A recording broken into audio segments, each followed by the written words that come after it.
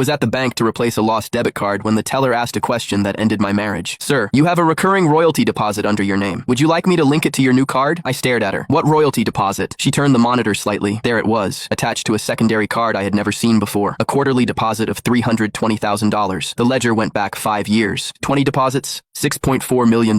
For a moment, the bank lobby went silent around me. I could still see my wife, Lauren, standing in my lab 5 years earlier with a stack of incorporation papers in her arms. You only know technology, she had said, smiling as she tapped the signature lines. Let me handle the business side. At the time, I was living on cold coffee and 18-hour design sessions. I barely read the documents. I trusted my wife. I signed where she pointed. After that, I became a special technical consultant at the company built on my own hardware designs. Lauren handled the finances. Lauren handled clients. Lauren handled licensing. Whenever I asked how Vesper Technologies was doing, she kissed my cheek and said, barely scraping by. Don't worry your brilliant little head about it. Every month, she gave me $1,200 for personal expenses and told me we had to be careful. Now I was looking at $320,000 every 3 months, quietly deposited under my name into an account I did not control. I took one slow breath, link it to my new card, I told the teller, and route every future deposit directly into my personal checking account. 5 minutes later, it was done. By 7 that evening, I was standing in Lauren's home office, opening her laptop. It took 3 tries to guess the password. Her birthday. She had never been as careful as she thought. The emails told the story better than she ever could. 7 major licensing agreements, all based on my hardware designs, all signed through Vesper Technologies. The contracts called my patents company assets, but the signature line belonged to Lauren Evans, not me. I kept scrolling and found the second story, Kevin West. At first, his messages were professional. Licensing fees, foreign clients, investor introductions. Then they became warmer, then intimate. I found photos from Paris, Singapore, Dubai, Lauren leaning against him in hotel bars, her hand on his chest, smiling in a way she had not smiled at me in years. Every trip she had called investor relations had a different backdrop and the same man. 5 years of stolen work, 2 years of adultery, and all I had received was a monthly allowance and a pat on the shoulder. At 2 a.m.,